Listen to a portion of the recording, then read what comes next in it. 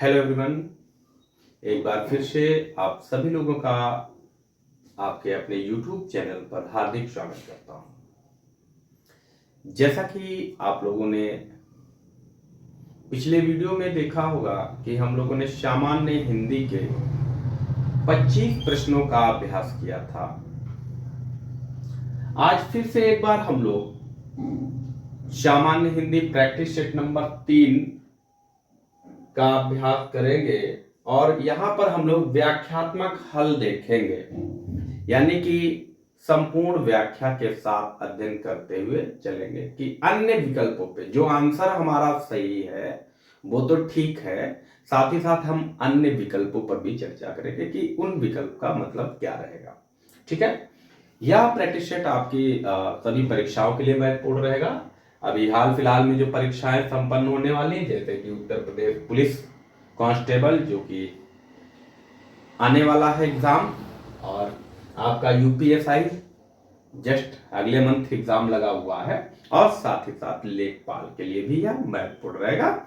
जैसा कि आप लोग देख भी पा रहे होंगे कि किस तरीके से आपको यहाँ पर प्रैक्टिस सेशन मिल रहा है। संपूर्ण व्याख्या के साथ कोशिश कर रहे हैं कि बेहतर व्याख्या के साथ आप लोगों को प्रैक्टिस सेशन मिलता है। इससे क्या रहता है कि जो हमारा नॉलेज है वो बूस्ट होता है, हमें अन्य विकल्पों के विषय में भी जानकारी मिलती है, और वहां से कि उसका जो आंसर ठीक है नहीं अगर पता है तो हमें ये तो कंफर्म हो जाता है कि कौन सा इसका विकल्प नहीं होगा। तो अगर एलिमिनेट कर पाते तो हमें और आसान हो जाता है अपना आंसर चूज करने में, है ना।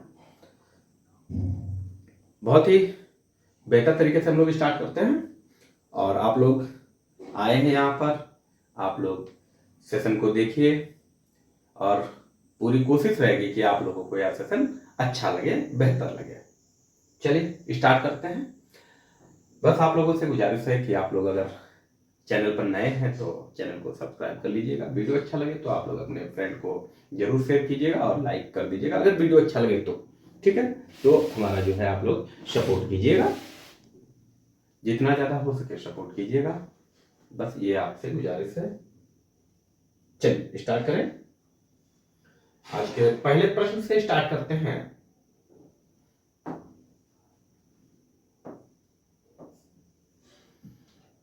जो हम लोगों ने कल प्रैक्टिस सेशन किया था 25 क्वेश्चन का किया था, आज उसी के आगे से 26 नराधम का विलोम शब्द चुनिए। कि आपको नराधम का विलोम शब्द चुनना है। क्या होगा? क्या अधम होगा, नरपुंगव होगा, निकृष्ट होगा, या फिर अच्छा हो जाएगा? आप लोगों से एक और गुजारिश है कि आप लोग अपना आंसर सेलेक्ट करते रहिएगा और चेक कीजिएगा कि आप 25 क्वेश्चन में कितने आंसर सही कर पाते हैं, कितने जवाब ठीक दे पाते हैं। आप कमेंट करके जरूर बताइएगा। ठीक है, तो इसका जो विकल्प सही हो जाएगा वो हो जाएगा नरपुंगव। विकल्प बी आपका सही हो जाएगा। ठीक है, अब जैसे लिखा हुआ है जो अधम, तो अधम का विलोम क्या होगा?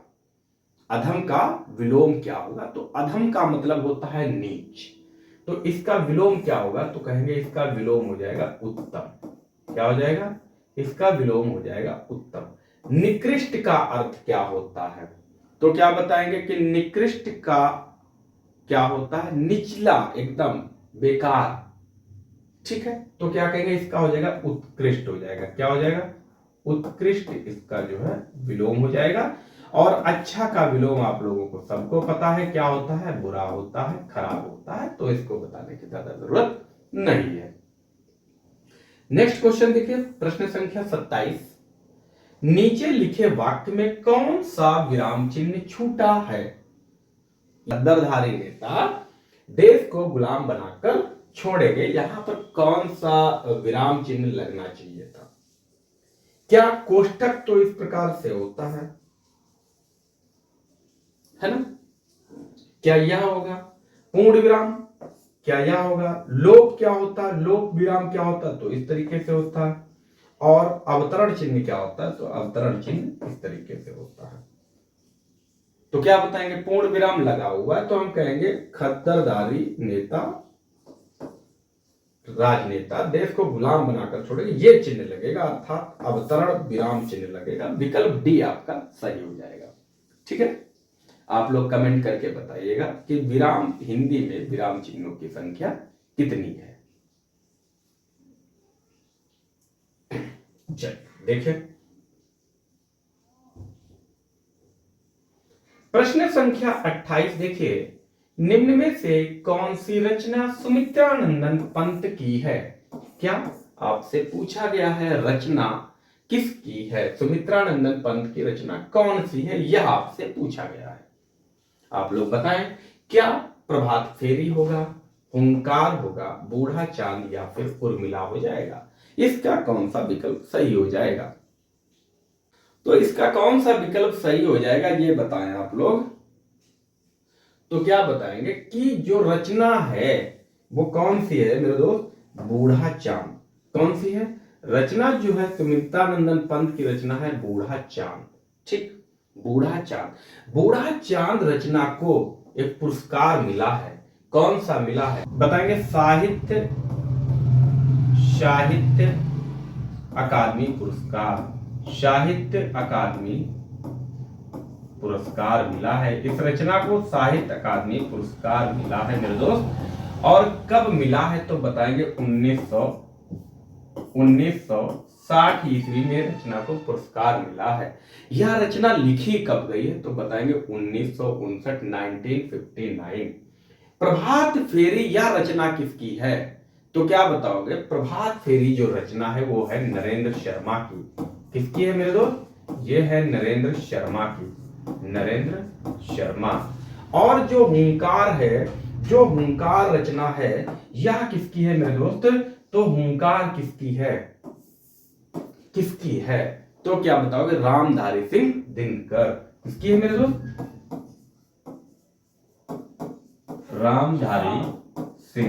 रामधारी सिंह दिनकर की रचना है। हुंकार है, रश्मिरथी है, रेणुका है, ये रामधारी सिंह दिनकर। और उर्मिला किसकी रचना है? तो उर्मिला जो है ये मैथिली शरण गुप्त की है। मैथिली शरण गुप्त, ये जो है रचना है मैथिली शरण गुप्त जी की है। ठीक है, क्लियर हुआ होगा। चलिए नेक्स्ट क्वेश्चन देखें, प्रश्न संख्या 29। निम्न में शुद्ध वर्तनी पहचानिए। आपको बताना है जो शब्द दिए हैं इनमें शुद्ध वर्तनी किसकी है, यानी कि एक सही लिखा है, 3 गलत है, कौन सा सही लिखा है यह आपको बताना है। क्या वांग्मय सही लिखा है, क्या सामाजिक सही लिखा है, प्रादुर्भाव या फिर 5वां? तो यहां पर कौन सा सही लिखा है यह बताएं। तो क्या बताएंगे कि कहेंगे यहां पर जो सही लिखी है वर्तनी, प्रादुर्भाव की वर्तनी सही लिखी। वांग्मय की जो सही वर्तनी होती है वो इस प्रकार से रहती है, वांग्मय। ठीक है, वांग्मय। क्लियर हुआ कि नहीं हुआ? सामाजिक नहीं होता है, सामाजिक होता है, सामाजिक होता है। ठीक है, जब भी किसी शब्द में इक प्रत्यय लगा हो तो उसका पहला जो वर्ण होगा वो दीर्घ हो जाएगा। जैसे हम लोग समाज लिखते हैं, इसमें जब इक प्रत्यय लगाओगे तो सा जो है समाज का वो दीर्घ हो जाएगा। ठीक है, और 5वां कैसे लिखते हैं तो 5वां इस तरीके से लिखा जाता है,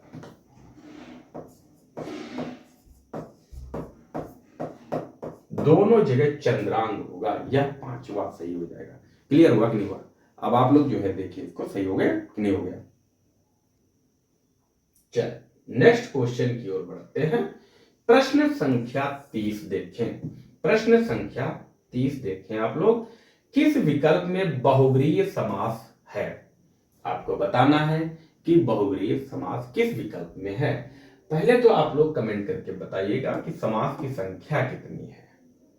जानते ही होंगे 6 होती है। ठीक है, चलिए तो क्या पंचपात्र में बहुव्रीहि होगा, चतुरानन में होगा, त्रिभुवन में होगा या फिर चतुर्युग में होगा?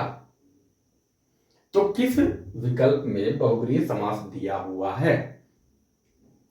तो क्या बताएंगे कि बहुब्रीहि समास जो है विकल्प बी में दिया हुआ है। बाकी सभी द्विगु समास के उदाहरण हैं। द्विगु समास का मतलब है जिसमें पहला पद संख्यावाची हो, द्विगु समास होता है।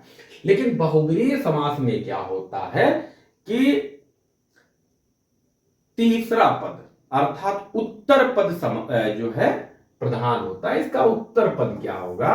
तो ये कहेंगे कि जिसका कोई अन्य विकल्प हो, अन्य अर्थ हो जाए, वही होगा बहुब्रीहि समास अर्थात पर्यायवाची की बात। जैसे चतुरानन, चार है आनन जिसके, क्या लिखेंगे?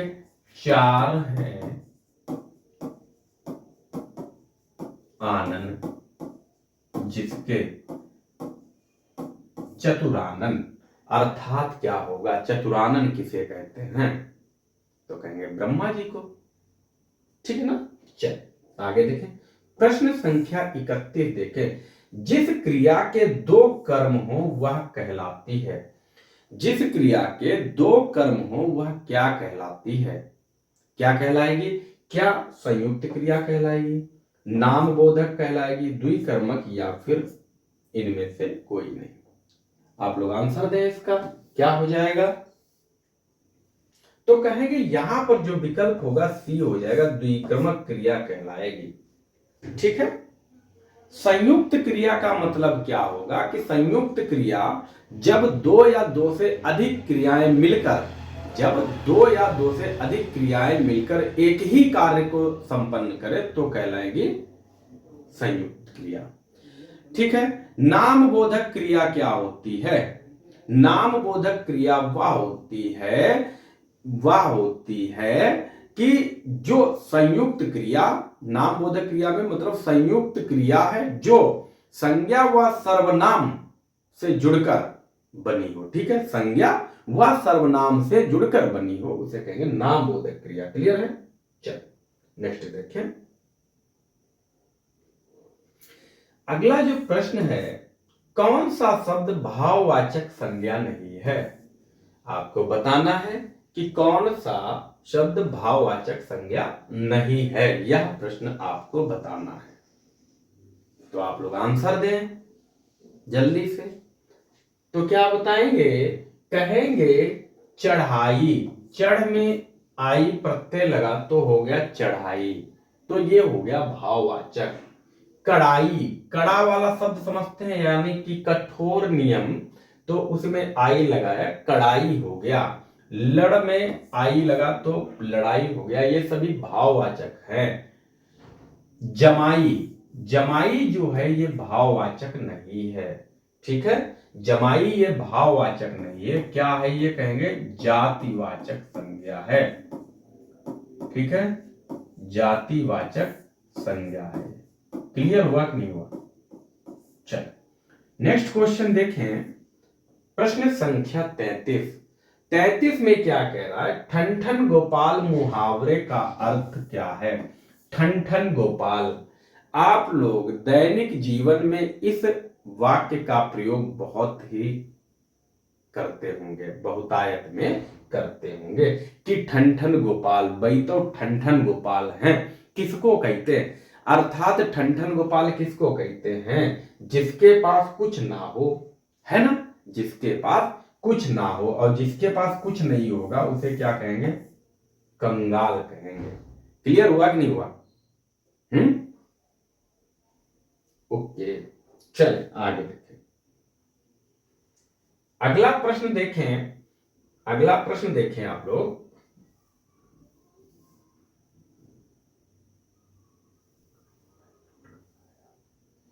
प्रश्न संख्या 34 देखिए। निम्न में से तत्सम चुनिए। तत्सम आपको बताना है कौन सा होगा। क्या गाजर तत्सम है? क्या गाहक तत्सम है? क्या गेहूं तत्सम है? या फिर गर्द तत्सम है? कौन सा यहां पर तत्सम होगा?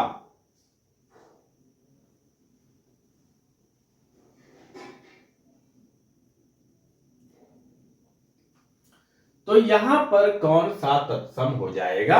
तो कहेंगे यहां पर जो तत्सम होगा वो विकल्प डी सही दिया है, गर्त। गर्त का तद्भव क्या होगा? तो गर्त का तद्भव होगा गड्ढा। क्या होगा मेरे दोस्त? गड्ढा होगा। ठीक है। गाजर का तत्सम क्या होगा? तो इसको कहेंगे गर्जर होता है। गाजर का तत्सम गर्जर होता है। और गाहक का तत्सम ग्राहक होता है। ग्राहक होता है। और गेहूं का क्या होता है? गेहूं का होता है गोधूम। क्या होता है भाई? गोधूम होता है। ठीक है। तद्भव तत्सम आपसे पूछे ही जाने हैं, तो आप लोग बहुत अच्छे से तद्भव तत्सम रख लीजिएगा, ताकि आपको मैं जो है एक क्लास तद्भव तत्सम की बेहतर तरीके से प्रोवाइड करा दूंगा, जहां से आपके लगभग में कवर हो जाएंगे।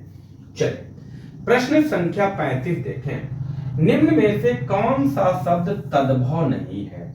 अब यहां आपको बताना है कि तद्भव कौन सा नहीं है, अर्थात क्या बताना है कि तत्सम कौन सा है ना? क्या गोमय तत्सम होगा? क्या घोड़ा तत्सम होगा? चोंच होगा या फिर ऊंट होगा? तो यहां पर जो है कौन सा होगा, मतलब तद्भव नहीं है। तो कहेंगे कि जो गोमय शब्द है यह जो है तत्सम है। ठीक है, अर्थात यही जो है तद्भव नहीं है। गोमय का तद्भव होता क्या है? तो गोमय का तद्भव जो होता है वो गोबर होता है। क्या होता है? गोबर होता है। घोड़ा का तत्सम देखें तो घोड़ा का तत्सम क्या होता है? घोटक होता है। क्या होता है भाई? घोड़ा का तत्सम घोटक होता है। चोंच का तत्सम क्या होता है? तो चंचू होता है। क्या होता है? चंचू होता है। और ऊंट का उष्ट्र होता है। क्या होता है भाई? ऊंट का उष्ट्र होता है। क्लियर हुआ कि नहीं हुआ? जहां तक आप लोग समझ पाए होंगे। चले नेक्स्ट क्वेश्चन की ओर बढ़ते हैं हम लोग। अगला जो प्रश्न है प्रश्न संख्या 36। निम्न शब्द युग्म के विकल्पों में से सही अर्थ भेद का चयन कीजिए। यानी कि आपको बताना है कि असन और आसन का अर्थ कहां पर दिया है। असन और आसन का अर्थ, आसन है, आसन नहीं, आसन्न। ठीक है, तो आसन्न का अर्थ क्या होगा? क्या विकल्प ए होगा सीट और भोजन होगा? क्या विकल्प बी होगा वस्त्र और भोजन होगा? क्या विकल्प सी भोजन और निकट होगा? या फिर विकल्प डी आसान और आराम होगा? कौन सा यहां पर विकल्प सही होगा, ये आप बताएं। तो क्या बताएंगे कि यहां पर जो विकल्प होगा, असन का मतलब होता है भोजन। क्या होता है भाई? भोजन। और आसन्न का मतलब होता है पास, पास या फिर निकट होता है, अर्थात विकल्प आपका सी बिल्कुल सही हो जाएगा। क्लियर हुआ? अगला प्रश्न देखिए, प्रश्न संख्या 37। ए और आई का उच्चारण स्थान क्या है? तो ए और आई का उच्चारण स्थान क्या होगा? क्या कंठ हो जाएगा? क्या कंठ ओष्ठ हो जाएगा? क्या कंठ तालव्य हो जाएगा? या फिर ओष्ठ हो जाएगा? अर्थात आप इसका प्रैक्टिकल कर सकते हैं। क्या ए का उच्चारण करने पर कंठ हो रहा है? तो हम ये कहें कि इसका फॉर्मेशन क्या है, ए बनता कैसे है? तो कहेंगे आ धन ई या ई से मिलकर बनता है। तो आ जो है कंठ है, आ जो है वो क्या है? कंठ है। और ई क्या है? ये तालव्य है। क्या है भाई? ये तालव्य है, अर्थात हो क्या जाएगा? तो कहेंगे कंठ तालव्य हो जाएगा, अर्थात विकल्प आपका सी बिल्कुल सही हो जाएगा। ठीक है, चल नेक्स्ट क्वेश्चन की ओर हम लोग बढ़ते हैं और देखते हैं कि अगला क्वेश्चन क्या कह रहा है। थोड़ा सा स्लाइड बनने में दिक्कत हुई है, तो आप लोग थोड़ा मैनेज कीजिएगा। अगली बार से कोशिश करेंगे कि बेहतर बन जाए। प्रश्न संख्या 38 देखें आप। मरकत, जवाहर, माणिक ये निम्न में से किसके पर्यायवाची हैं? आपको बताना है कि पर्यायवाची किसके हैं। क्या कंचन के हैं? क्या हरिप्रिया है? चंचला के हैं? या फिर मणि के हैं? तो ये किसके पर्यायवाची होंगे? किसके होंगे? तो मरकत, जवाहरत और माणिक, ये है क्या? क्या है? तो कंचन का क्या होता है? कंचन का तो पर्यायवाची होता है सोना। हरि प्रिया यानी कि हरि को प्रिय, लक्ष्मी। चंचला, ये बिजली का है। तो बचा क्या? तो कहेंगे मणि बचा है। तो यही इसके पर्यायवाची है। क्लियर हुआ? प्रश्न संख्या 39 देखें आप।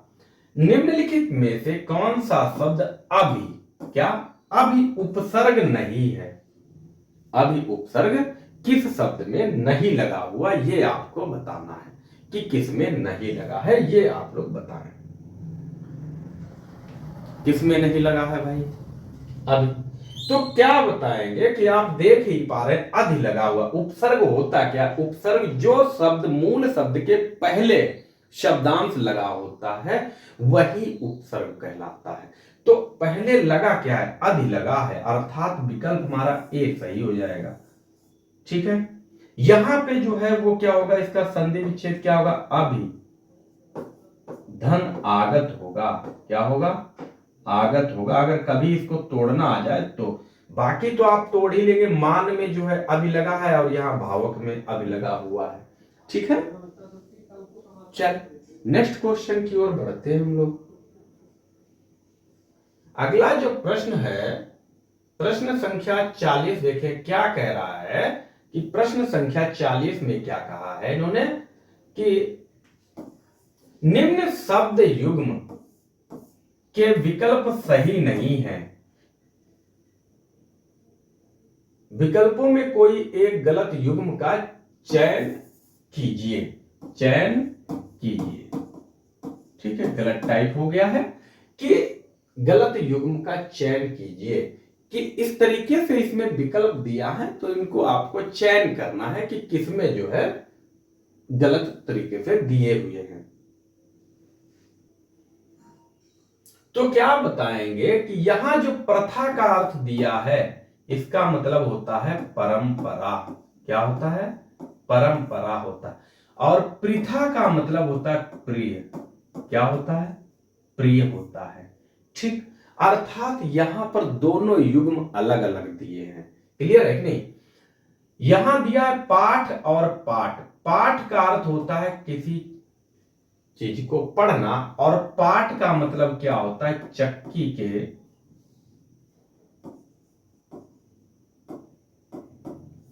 के पल्ले। चक्की के पल्ले। ठीक है। जो उसमें लगे रहते हैं, चक्की में दो चाक लगे होते हैं, उनको कहते हैं पाठ। ठीक। या फिर हम ये कहते हैं पटसन। जानते होंगे आप लोग पटसन। पटसन जानते होंगे। पटसन का रेशा को भी हम लोग पाट कहते हैं। पटसन जिससे बोरी वगैरह बनती है, जूट वाला जो होता है, जूट टाइप का होता है लेकिन होता नहीं है, वो पटसन होता है। ठीक है। क्लियर हुआ कि नहीं? या फिर लकड़ी का पीढ़ा बैठने के लिए जो होता है, आपने देखा होगा शादी बारात में दूल्हा दुल्हन के नीचे जो लकड़ी का डाला जाता है वो हो सकता है। ठीक। पाट। बदी का मतलब होता है के लिए, और बदी का मतलब होता है बुरा। क्या होता है? बुरा। प्राप्त। प्राप्त का अर्थ है पाना। यहीं पर जो है ये गलत हो गया। प्राप्त का ही अर्थ पाना लिख दिया, जबकि यहां पर अलग अलग अर्थ दिए हैं। अर्थात हमारा विकल्प जो है वो डी सही हो जाएगा। क्लियर है? विकल्प डी सही हो जाएगा। ठीक। ओके। उम्मीद कर रहे हैं कि आप लोगों को बहुत बेहतर समझ में आ रहा होगा। इसी तरीके से आप जो है बेहतर हिंदी को अध्ययन करने के लिए जो है आप चैनल को सब्सक्राइब जरूर कीजिएगा, हमारा सपोर्ट जरूर कीजिएगा। ठीक है। बहुत जल्द ही आपको और भी चीजें बेहतर तरीके से मिलती रहेंगी। चलिए आगे देखते हैं। प्रश्न संख्या 41, और 41 में कहा गया है निम्नलिखित 6 वाक्यों में से प्रथम व अंतिम निश्चित है। जो पहला लिखा ये यहीं पर रहेगा और छठवां जो है वो यहीं पर रहेगा। बीच के इन 4 वाक्यों को आपको पढ़ना है और जो सही होगा, जहां पर फिट हो जाएगा, उसको ऊपर नीचे करके लगाना है। शेष को उचित क्रम में व्यवस्थित कीजिए। इन्होंने कहा है कि गीता में कहा गया है कि कोई एक ही उन्हें जान पाता है। ऐसे कह पाएंगे क्या? नहीं। तो फिर कैसे पढ़ेंगे? तो कहेंगे गीता में कहा गया है कि भगवान को जानने के इच्छुक, अर्थात इसको पहले, तो बहुत होते हैं किंतु उनमें से कोई एक ही जान पाता है, क्योंकि भौतिक विषयों से विरत ही भगवान के प्रति आसक्त हो सकता है। ये चार, अर्थात क्या कहेंगे, पहले पर वा रहेगा, दूसरे पर रा रहेगा, तीसरे पर या रहेगा और चौथे पर ला रहेगा। वारा याला, वारा याला, अर्थात विकल्प आपका जो है सी सही हो जाएगा। विकल्प आपका सी सही हो जाएगा। क्लियर है कि नहीं? अब आप इसको अरेंज करके जब लगाएंगे तो आपको पढ़ने में एकदम सही होगा। क्लियर हुआ? चल आगे देखें। प्रश्न संख्या 42, और प्रश्न संख्या 42 में क्या कहा गया? 42 क्या कहा गया है? दुस्तर में कौन सी संधि है? जो शब्द दिया है दुस्तर, इसमें कौन सी संधि है? क्या दीर्घ संधि होगी, क्या विसर्ग होगी, यण होगी, या फिर अयाद संधि होगी? तो दुस्तर में कौन सी संधि हो जाएगी ये आपको बताना है। तो यहां पर क्या होगा कि जब हम दुस्तर का संधि विच्छेद करेंगे तो इसको इस तरीके से तोड़ेंगे, दु धन तर, दु धन तर, अर्थात क्या लगा है? तो आप कहेंगे सर विसर्ग लगा है। तो विसर्ग लगा है तो मेरे दोस्त विसर्ग संधि ही हो जाएगी। विकल्प आपका बी बिल्कुल सही हो जाएगा। क्लियर है? ओके, आइए आगे चलते हैं। प्रश्न संख्या 43 देखें। निम्न पंक्तियों में कौन सा रस है? ये जो पंक्तियां लिखी हैं इनमें कौन सा रस है? कह रहा है प्रीतम हम मीचत तिया पानी परस सुख पाए, और जान पिछान अजान लो नेक न होती लखाएं। बहुत बड़ी बढ़िया पंक्ति है और इनमें आपको बताना है कि कौन सा रस है। क्या संयोग वात्सल्य रस है, क्या संयोग श्रृंगार रस है, क्या वियोग श्रृंगार है, या फिर वियोग वात्सल्य रस है? ये आपको बताना है कि कौन सा होगा। तो यहां पर हो क्या जाएगा? कहेंगे ये जो है इसमें वियोग संयोग श्रृंगार रस होगा, संयोग श्रृंगार रस होगा। अर्थात संयोग श्रृंगार रस कहां पर होता है? जब प्रेमी और प्रेमिका का मिलन होता है वहां पर संयोग श्रृंगार रस होता है।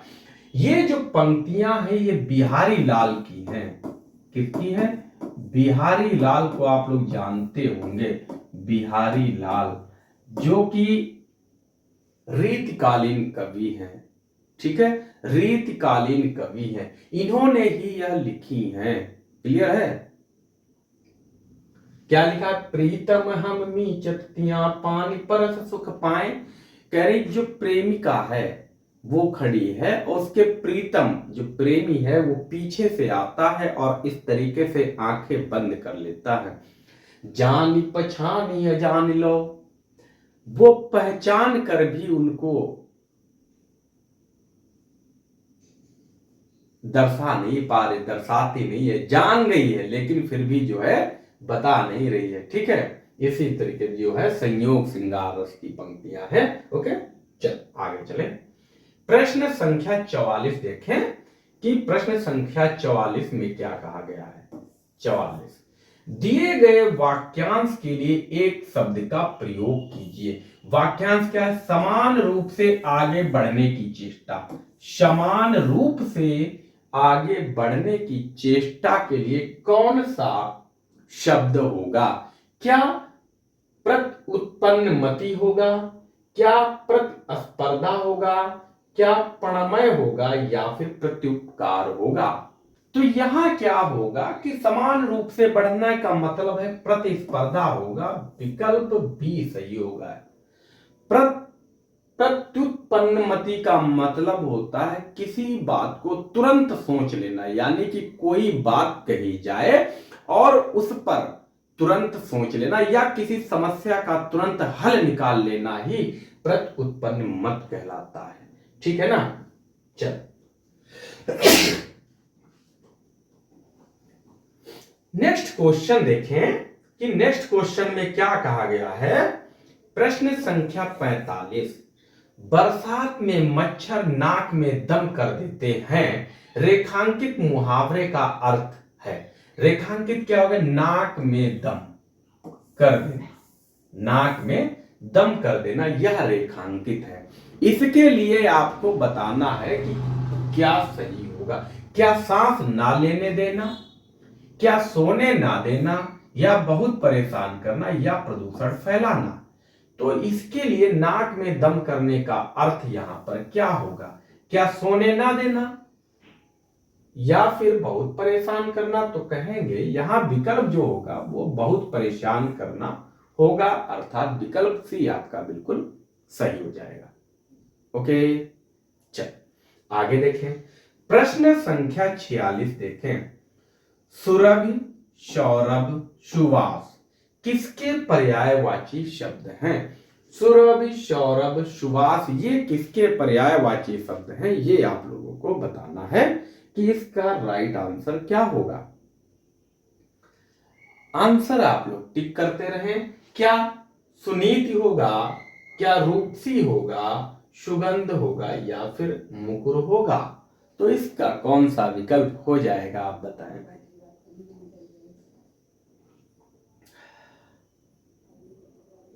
तो कहेंगे सुरभि, सौरभ और सुवास जो हैं वो सुगंध के पर्यायवाची हैं, अर्थात विकल्प उल्टा हो गया है, ऊपर नीचे होगा, कोई बात नहीं, आप सुगंध लगाएं, इसका आंसर जो है सुगंध होगा। क्लियर है कि नहीं। चल आगे बढ़ते हैं। प्रश्न संख्या 47, प्रश्न संख्या 47 में कहा गया है अचेत का विलोम शब्द है। तो अचेत का विलोम शब्द क्या होगा, क्या होगा, क्या बेसुध होगा, क्या गाफिल होगा, या फिर बेखबर होगा, या इनमें से कोई नहीं होगा। यहां पर कौन सा विकल्प सही हो जाएगा, ए बी सी डी में क्या सही होगा। आप बताएं, जल्दी से फटाफट बताएं।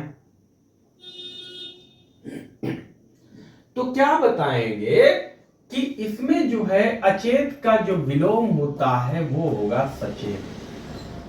क्या होगा, सचेत होगा। बाकी सभी बेसुध, गाफिल और बेखबर ये इसके पर्यायवाची दिए हैं, अर्थात विकल्प आपका डी सही होगा। ये अचेत का जो है ये विलोम है। क्या है मेरे बस, दो विलोम हो गया। ठीक है, अगला क्वेश्चन देखिए। प्रश्न संख्या 48, अनुचित बात के लिए आग्रह करने वाला वाक्यांश के लिए एक शब्द बताना है कि अनुचित वाक्य के लिए, अनुचित वाक्य के लिए जो है आग्रह करने वाला वाक्यांश के लिए एक शब्द क्या होगा। क्या दुराग्रह होगा, अनाग्रही होगा, दुराग्रही होगा, या फिर कुआग्रही होगा। क्या हो जाएगा इसका, ये आपको बताना है भी। तो क्या बताएंगे, कहेंगे अनुचित बात के लिए जो आग्रह करने वाला उसे कहते हैं दुराग्रही। कहते हैं ना कि तुम्हारी हिम्मत कैसे हो गई, तुमने ये दुराग्रह कैसे कर दिया। ठीक है, दुराग्रह, अनुचित बात करना दुराग्रह और करने वाला दुराग्रही कहलाता है, अर्थात विकल्प सी सही होगा। यहां दुराग्रह का मतलब होता है अनुचित बात करना, अनुचित बात करना, ये होता है दुराग्रह, और दुराग्रही होता है अनुचित बात करने वाला। डिफरेंस याद रखेंगे, डिफरेंस को आप लोग पहचानते रहें, नहीं तो आपको दिक्कत हो सकती है। बहुत माइन्यूट सा अंतर है, बहुत थोड़ा सा अंतर है। ठीक है, चलिए नेक्स्ट क्वेश्चन की ओर बढ़ते हैं। आइए, प्रश्न संख्या 49, प्रश्न संख्या 49, प्रेमचंद सृजन पीठ है। जो प्रेमचंद सृजन पीठ है यह कहां है? तो क्या बताना है, क्या उज्जैन में है, भोपाल में है, सागर में है या फिर जबलपुर में है? अर्थात ये बात तो क्लियर हो गई कि प्रेमचंद जो सृजन पीठ है वो मध्य प्रदेश में है, क्योंकि मध्य प्रदेश के ही सारे जिले दिए रखे हैं। ठीक है, तो बताएंगे, कहेंगे प्रेमचंद सृजन पीठ जो है वो उज्जैन में है। कहां है? उज्जैन में है। ये मध्य प्रदेश सरकार, जो मध्य प्रदेश सरकार है उसके संस्कृत विभाग के अंतर्गत आता है। ठीक है, चलिए प्रश्न संख्या देखें 50, और बहुत बढ़िया प्रश्न है। मधुशाला है, मधुशाला है क्या? मधुशाला के जो विधा बतानी है, क्या है यह? क्या यह मुक्तक काव्य है, क्या यह प्रबंध काव्य है, महाकाव्य है या फिर खंड काव्य है? बताएं आप लोग कमेंट करके बताएं। तो क्या बताएंगे कि मधुशाला जो रचना है वो हरिवंश राय बच्चन की है। किसकी है? हरिवंश राय, हरिवंश राय बच्चन, हरिवंश राय बच्चन। ठीक है, हरिवंश राय बच्चन की यह रचना है और यह है क्या? यह एक मुक्तक काव्य है। ठीक है, मुक्तक काव्य है। हरिवंश राय बच्चन को हिंदी में हालावाद का प्रवर्तक, हरिवंश राय बच्चन को हिंदी में हालावाद, हालावाद, हालावाद का प्रवर्तक माना गया है, प्रवर्तक माना गया है। ठीक, हरिवंश राय बच्चन, इन्हें क्षयी रोमांस का कवि भी कहा जाता है। तो आज हम लोगों ने जो 25 प्रश्नों की श्रृंखला को कंप्लीट कर लिया है और उम्मीद करते हैं कि आप लोगों को बढ़िया लगा होगा, मजा आया होगा। तो जो मधुशाला रचना है बहुत अच्छी रचना है हरिवंश राय बच्चन की। आप लोग इसको जरूर पढ़िएगा। ठीक है, इसको पढ़िएगा, आनंद लीजिएगा, बहुत मजा आता है। कहते हैं मृदु भावों के अंगूरों की आज बना लाया हूं हाला, मृदु भावों के अंगूरों की आज बना लाया हाला, प्रियतम अपने ही हाथों से, प्रियतम अपने ही हाथों से आज पिलाऊंगा प्याला, पहले भोग लगा लूं तेरा फिर प्रसाद जग पाएगा, सबसे पहले तेरा स्वागत करती मेरी मधुशाला, सबसे पहले तेरा स्वागत करती मेरी मधुशाला। तो बताएं आप लोग कमेंट करके कि क्या पंक्तियों का आनंद आपको आया है। आप जो है पढ़िएगा, रसानुभूत कीजिएगा, इसमें अभिभूत होइएगा, बहुत आनंद आएगा। तो आज हम लोग इस सेशन को यहीं पर ब्रेक करते हैं, मिलेंगे अगले सेशन में। आप लोग अपना जो है राय कमेंट करके ज़रूर बताएं कि आप लोगों को कैसा सेशन लगा है, क्योंकि आप लोग जब कमेंट करते हैं तो अच्छा लगता है और उससे कुछ प्रेरणा मिलती रहती है कि और बेहतर किया जाए। बाकी आप लोग जो है सेशन अच्छा लगा है तो आप लोग लाइक कीजिएगा, वीडियो शेयर कीजिएगा, और आप लोग नए हैं तो चैनल जरूर सब्सक्राइब कीजिएगा। ठीक है, thank you, thanks for watching video, take care, bye bye. ध्यान रखिएगा आप लोग अपना और बेहतर तरीके से अध्ययन करते रहिएगा, क्योंकि समय किसी का इंतजार नहीं करता है, समय किसी का इंतजार नहीं करता और समय बहुत नहीं होता है। ठीक है, इसको यूं ही मत गवाओ, बेहतर तरीके से अध्ययन कीजिए। कुछ दिन ही आपको अध्ययन करना, फिर तो मौज ही मौज है। ठीक है ना, ओके बाय।